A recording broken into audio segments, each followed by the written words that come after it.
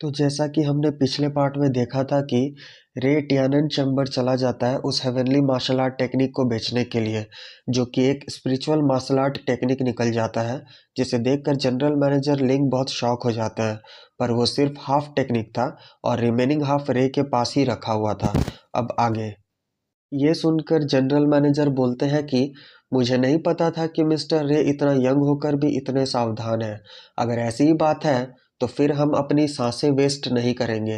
वैसे मैं आपको बताना चाहता हूँ कि आपका spiritual art technique millions of spiritual stones में बिकेगा। इसलिए अगर हम इसे अपने ऑक्शन हॉल में बेचते हैं तो कम से कम ये 2 से 3 मिलियंस में बिकेगा। और मैं आपको पहले से ही बताना चाहता हूँ कि इसका 20% मेरा टियानन चैम्बर रखेगा। तो मैं जानना चाहता हूँ कि मिस्टर रे हमारे साथ कॉपरेट करना चाहते हैं कि नहीं। तो रे बोलता है कि मुझे अर्जेंटली स्पिरिचुअल स्टोन्स चाहिए कुछ स्पिरिचुअल हर्ब्स खरीदने के लिए, इसलिए हम वेट नहीं कर सकते। तो जनरल मैनेजर बोलते हैं कि अगर ऐसी बात है और मिस्टर रे मेरे टियानन चैम्बर को स्पिरिचुअल मार्शल आर्ट टेक्निक नहीं बेचना चाहते तो क्यों ना हम इसे प्राइवेटली खरीद लें। हम आपके इस आइस स्पिरिचुअल टेक्निक के लिए 1.5 मिलियन स्पिरिचुअल स्टोन्स देंगे। तो मिस्टर रे का क्या ख्याल है इस बारे में। तो रे बोलता है कि ठीक है, पर मेरा एक कंडीशन है। आप मुझे 10 तरह के स्पिरिचुअल एसेंस भी ला कर देंगे जो 300 साल से ज़्यादा पुराना हो। इसे हम मार्केट प्राइस पर खरीद लेंगे। और साथ ही मुझे heavenly soul grass, moonlight fruit और सोल कंडेंसिंग गैनोडर्मा और कुछ एक्स्ट्रा हर्ब्स भी चाहिए। ये सुनकर जनरल मैनेजर सोचने लगते हैं कि मेरे पास हेवनली सोल ग्रास और मून लाइट फ्रूट तो है, पर 800 साल पुराना सोल कंडेंसिंग गैनोडर्मा मेरा टियानन चैम्बर प्रिंसेस बिंग लुआन को दे चुका है। और मुझे लगता है कि मिस्टर रे के लिए सोल कंडेंसिंग गैनोडर्मा इतना ज़रूरी नहीं है। तभी रोबोट रे को बताती है कि जनरल मैनेजर के दिमाग में क्या चल रहा है, जिसे सुनकर रे बहुत शॉक हो जाता है और सोचता है कि 800 साल पुराना सोल कंडेंसिंग गैनोडर्मा दर्जनों 300 साल पुराना ऑर्डिनरी स्पिरिचुअल एसेंस के बराबर है। अगर ये मुझे मिल जाए तब तो मेरा सोल पावर बहुत ज़्यादा बढ़ जाएगा और फिर हम झूलोंग यिन का प्रैक्टिस कर पाएंगे। मुझे किसी भी कीमत में ये सोल कंडेंसिंग गैनोडर्मा लेना ही होगा।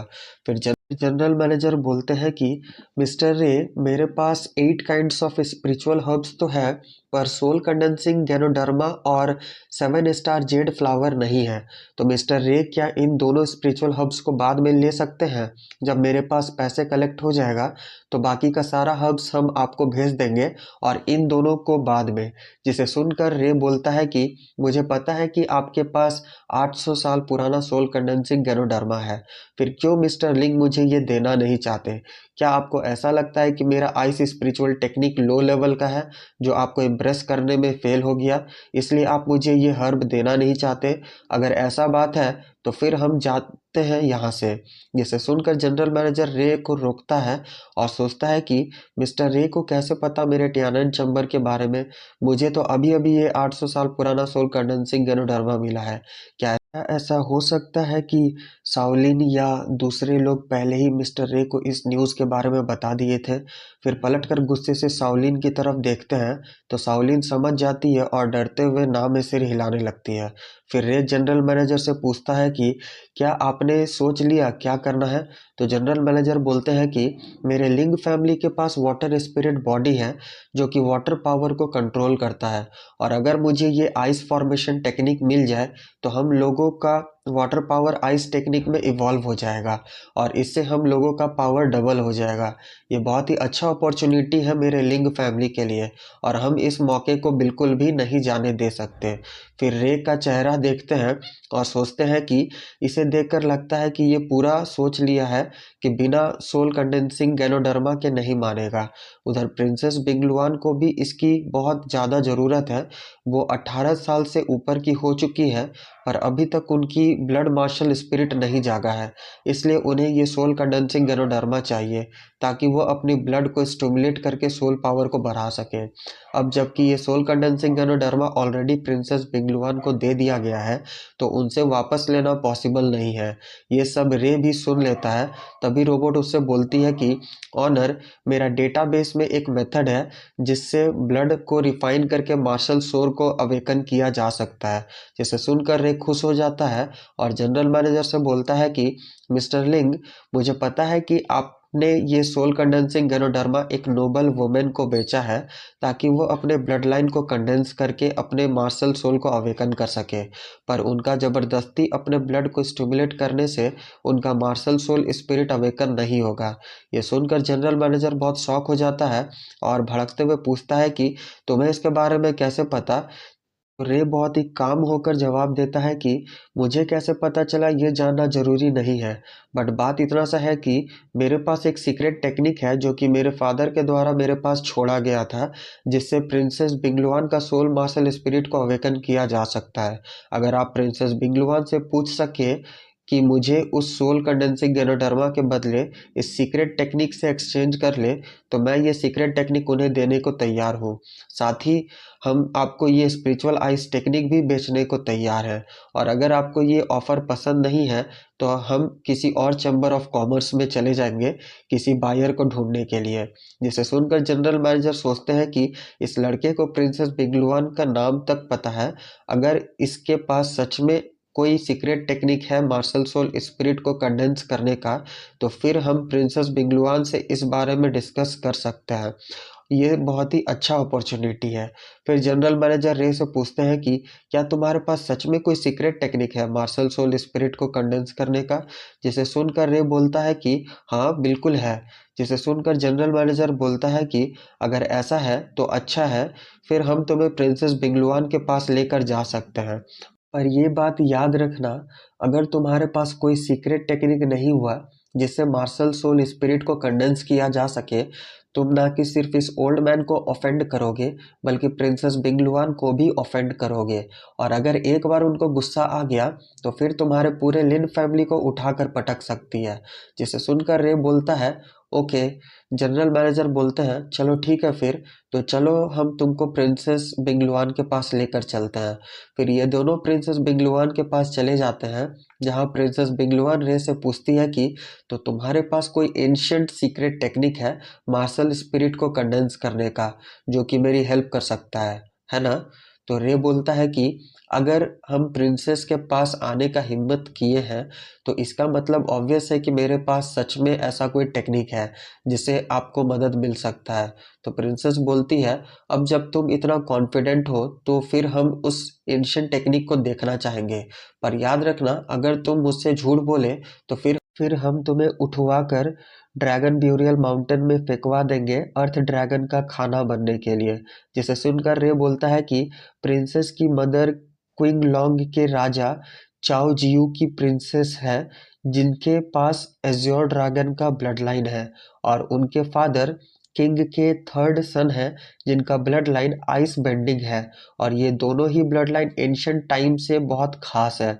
तो अगर आप इन दोनों में से एक भी अवेकन करती हैं तो आपको बहुत ही पावरफुल मार्शल सोल स्पिरिट मिल जाएगा। पर आपके ब्लड में दोनों ही स्पिरिट एक साथ मौजूद हैं और दोनों ही एक दूसरे को कंट्रोल करने की कोशिश कर रहे हैं ब्लड एनर्जी को सप्रेस करने की जगह, इसलिए आप अपने मार्शल स्पिरिट को अवेकन नहीं कर पा रही। ये सुनकर जनरल मैनेजर सोचते हैं कि इसने तुरंत ही प्रिंसेस बिंगलुआन के पूरे लाइफ स्टोरी को समझ लिया। फिर रे प्रिंसेस से बोलता है कि आप अपने मार्शल स्पिरिट को सालों से अवेकन करने की कोशिश कर रही हैं। कभी आपने एंशिएंट ड्रैगन के ब्लड का यूज़ किया तो कभी बिंगलुआन के ट्रू ब्लड और कभी अलग अलग चीज़ों की, पर ये सब चीज़ें बेकार है, इससे आपको कोई भी हेल्प नहीं मिलने वाला। अभी 3 महीने पहले ही आपको एक मेथड मिला था जिससे आपका सोल पावर को इंक्रीज किया जा सकता था, और साथ ही उस सोल पावर से आपके ब्लड लाइन को कंडेंस भी किया जा सकता था, पर ये सभी बेकार है। इससे आपका मेरिडियंस डैमेज हो सकता है क्योंकि इससे आपके जो दो ब्लड लाइन के बीच झगड़ा है वो सॉल्व नहीं हो सकता, और अगर किसी तरीके से आपका ब्लड लाइन एक्टिवेट हो भी जाए तो भी इससे आपके बॉडी में वो दोनों स्पिरिट एक दूसरे से लड़ते रहेंगे। इससे आपका मेरिडियंस डैमेज हो सकता है और सीरियस कंडीशन में आपका जान भी जा सकता है। ये सुनकर जनरल मैनेजर लिंग तो बहुत ज़्यादा शॉक हो जाते हैं। ये सब सुनकर प्रिंसेस गुस्सा होते हुए खड़ी होती है है और पूछती है कि तुम्हें इन सब चीज़ों के बारे में कैसे पता। तो रे बोलता है इससे कोई फर्क नहीं पड़ता, बस बात इतना सा है कि हम आपकी मदद कर सकते हैं। जिसे सुनकर प्रिंसेस बोलती है कि क्या सच में तुम मेरी मदद कर सकते हो। तो रे बोलता है हाँ, अगर ऐसा नहीं है तो हम अपना क्यों टाइम वेस्ट करने के लिए यहाँ आते। तो प्रिंसेस पूछती है कि तो तुम्हारा कंडीशन क्या है। तो रे बोलता है हम पहले आपको half martial art spirit condensation technique देंगे और इसके बदले आप मुझे 800 साल पुराना सोल कंडेंस गैनोडर्मा दीजिएगा। और फिर जब आप इस टेक्निक को प्रैक्टिस कर लीजिएगा और आपको भरोसा हो जाएगा इस टेक्निक पर कि हाँ ये टेक्निक सही है, फिर हम आपको इसका बचा हुआ हाफ पार्ट दे देंगे, जिसके बदले आप मुझे सेम इसी तरीके का 800 साल पुराना कुछ हर्ब्स दे सकती हैं। तो आप क्या कहती है इस बारे में। तो प्रिंसेस बोलती है ठीक है, और उस सोल कंडेंसिंग गनोडर्मा को निकाल कर उसे दे देती है और बोलती है कि अगर तुमने मुझे बेवकूफ़ बनाने का सोचा तो याद रखना कि हम नर्म दिल वाला इंसान नहीं है। तो बताओ तुम्हें क्या चाहिए अभी। तो रे बोलता है कि मुझे बस एक पेपर, एक इंक ब्रश और एक इंक स्टोन चाहिए। जिससे प्रिंसेस लेकर रे को दे देती है और उस पेपर में उस हाफ टेक्निक को लिखने लग जाता है। जिससे लिखते हुए प्रिंसेस और जनरल मैनेजर दोनों देख रहे होते हैं और अचानक ही दोनों शॉक हो जाते हैं। और प्रिंसेस मुड़कर जनरल मैनेजर को देखती है तो जनरल मैनेजर खांसते हुए दूसरी तरफ देखने लगता है। और फिर कुछ टाइम के बाद रे लिखकर उस टेक्निक को प्रिंसेस को दे देता है। जिसे लेते हुए प्रिंसेस बोलती है कि ये स्पिरिचुअल लेवल टेक्निक से कई गुना ज़्यादा आगे बढ़कर एक किंग लेवल टेक्निक बन चुका है। तो रे मुस्कुराते हुए पूछता है कि तो क्या प्रिंसेस को 800 साल पुराना सोल कंडेंस गैनोडर्मा के बदले ये लायक लगा। तो प्रिंसेस बोलती है कि इस टेक्निक का अगर नेचुरल वैल्यू में बताऊं तो इसके सामने तो ऐसे 100-800 साल सोल कंडेंस गैनोडर्मा मशरूम्स भी कम पड़ेगा इसके ओरिजिनल कीमत के मुकाबले। तो हम भी तुम्हें धोखा नहीं देंगे और इसका जो भी मार्केट प्राइस है उससे 60% ज़्यादा प्राइस में हम तुमसे ये खरीदेंगे और साथ ही हम तुम्हारा कर्जदार भी रहेंगे। तो बताओ कैसा लगा तुम्हें। जिसे सुनकर रे खुश हो जाता है और हाथ जोड़ते हुए बोलता है कि प्रिंसेस काफ़ी जनरस है।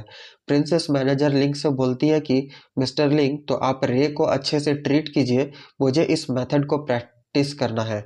जिसे सुनकर मैनेजर लिंग रे को अपने साथ आने के लिए बोलते हैं तो रे भी हाँ में जवाब देता है। फिर रे एक गार्डन में आ जाता है जहाँ बैठकर कल्टीवेट करने लगता है और कुछ देर कल्टीवेट करने के बाद वो आँख खोलता है और बोलता है कि अब मुझे मार्शल आर्ट टेक्निक प्रैक्टिस कर लेना चाहिए। वैसे मैं कौन सा टेक्निक प्रैक्टिस करूं। तभी उसके अंदर से रोबोट बाहर निकलती है और बोलती है कि ऑनर आपका सोल पावर बढ़ चुका है, तो अभी जो सबसे बेटर मेथड होगा वो है Zhulong Yin ancestral dragon sky lifting finger Zhulong 6 combinations and 8 desolation palm. फिर रे मुस्कुराते हुए बोलता है तो चलो फिर इन सबको प्रैक्टिस किया जाए। तो रोबोट मुस्कुराते हुए बोलती है इसके लिए आपको सिर्फ अपने माइंड को सुपर ब्रेन में डुबाना पड़ेगा, फिर आप मार्शल आर्ट के बहुत सारे एसेंस को एनालाइज कर पाइएगा।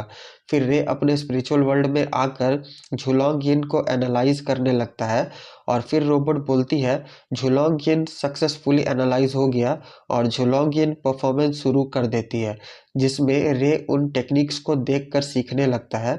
इधर प्रिंसेस का भी प्रैक्टिस खत्म हो चुका था और अपने बेड से उठते हुए मैनेजर लिंग को अपने पास बुलाती है और बोलती है मुझे रे के बैकग्राउंड के बारे में सब कुछ जानना है। मैनेजर लिंग भी उसे वो डिटेल्स देते हुए बोलते हैं मैंने 1 घंटा पहले ही रे के बारे में सब कुछ पता कर लिया था।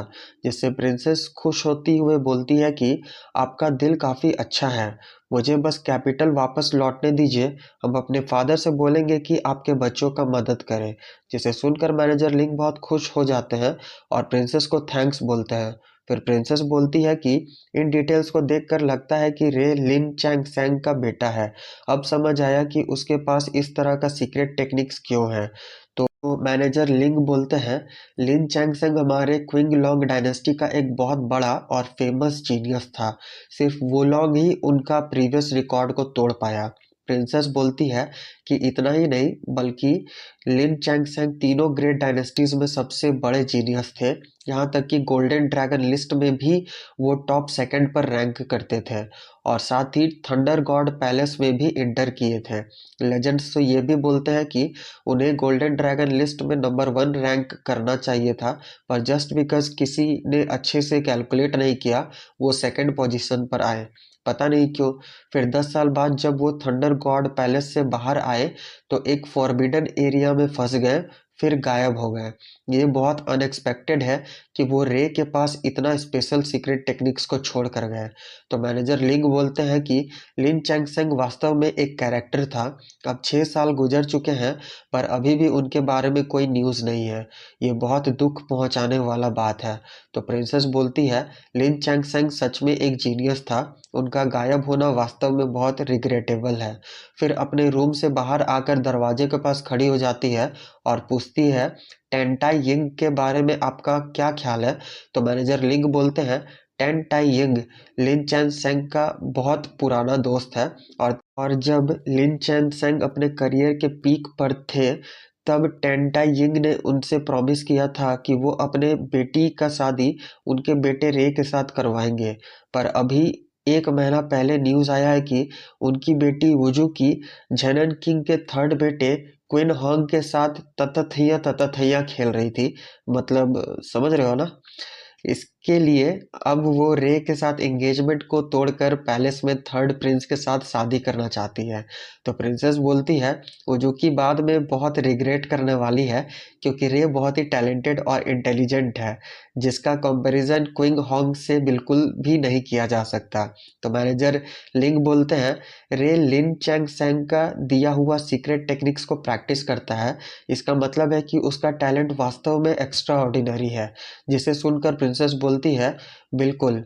तो चलिए लिन मेंशन चलते हैं। मुझे देखना है कि रे के पास सच में इसका दूसरा हिस्सा है कि नहीं जिससे हम अपना मार्शल स्पिरिट को कंडेंस कर सकें। फिर रे को दिखाया जाता है जो कि अभी भी प्रैक्टिस में लगा हुआ था। फिर तभी वो आँख खोलता है और बोलता है कि चलो प्रैक्टिस तो कंप्लीट हो गया, अब घर चला जाए। फिर वहाँ से निकल जाता है। फिर लिन मैंशन को दिखाया जाता है जहाँ एक एल्डर बोलता है कि लिन जियो रे अभी तक क्यों नहीं आया यहाँ। जिसे सुनकर लिन जियो बोलते हैं ब्रदर वैनसन डोंट वरी, हम किसी को भेजे हैं उस बास्टर्ड को यहाँ लाने के लिए, वो कुछ ही देर में आता होगा। तो वैनसन गुस्से में बोलता है कुछ देर में। लिन जियो मेरे साथ कोई भी ट्रिक्स खेलने की कोशिश मत करो क्योंकि रे ने मेरे क्विन हो को हर्ट किया है जिसका तुम्हें आज एक्सप्लेनेशन देना हो पड़ेगा। तो लिन जियो बोलता है रे एक नंबर का बास्टर्ड है, अगर आज आप कुछ नहीं भी बोलेंगे तो भी हम उसे नहीं छोड़ने वाले। लिन फैमिली का जिया फैमिली के साथ बहुत ही अच्छा रिलेशन है, भला हम एक लड़के के लिए उस रिलेशन को तोड़ना चाहेंगे। तब तभी किन्हो बोलता है ग्रैंडफादर हम सिर्फ उस रे को डिस्ट्रॉय नहीं करना चाहते बल्कि उसकी बहन को भी पाना चाहते हैं। तो उसका ग्रैंडफादर वैनसन बोलता है तुम फिक्र मत करो, हम सब देख लेंगे। तो लिनजियो बोलता है वो लड़की, अच्छा सायू को यहाँ लाया जाए। तभी कुछ गार्ड्स सायू को पकड़कर वहाँ ले आते हैं। तभी लिनचैन बोलता है कि ग्रैंडफादर हम सायू को पकड़कर ले आए पर रे कहीं भी नहीं मिल रहा।